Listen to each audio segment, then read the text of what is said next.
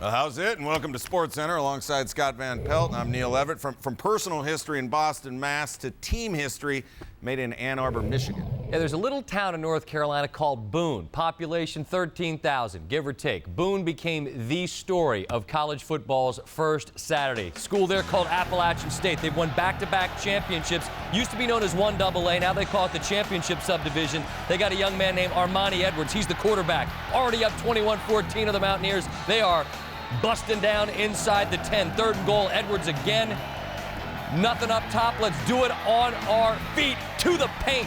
And the 110,000 in the big house are stunned and silenced. App State didn't go up there, they said, for a payday. They went for a gauge to see how they stood on the landscape of the game. Mike Hart didn't play for most of the second and third quarters, but they give it to their horse there. They get the touchdown. He had a $188 on the ground. 2-point conversion, no good. After Michigan turned it over once in the red zone, then got stopped on fourth down in the red zone, get the ball back, they give it to Hart, and here he goes, cutting back, zigzagging his way all the way for the touchdown that puts Go Blue on top, and 110,000 people exhale as one. They think we're going to win this game.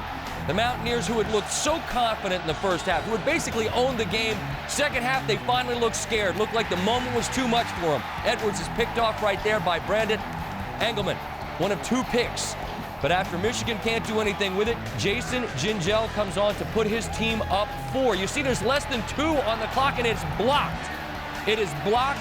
Lloyd Corr said afterwards, we were not a well-prepared football team. I take full responsibility. Now App State looks like the team they looked like in the first half. Edwards tucks and runs. They're out to about the 45. Now a field goal can win it. They got a kicker with a big leg.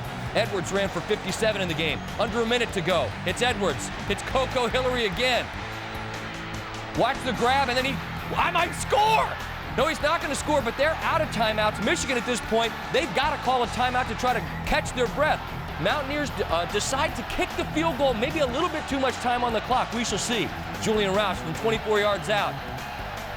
App State leads in the big house, but there is still time on the clock. You've got Chad Henne. You've got Mario Manningham. They call him Super Manningham, and he would get free here. Henne just chucks it up.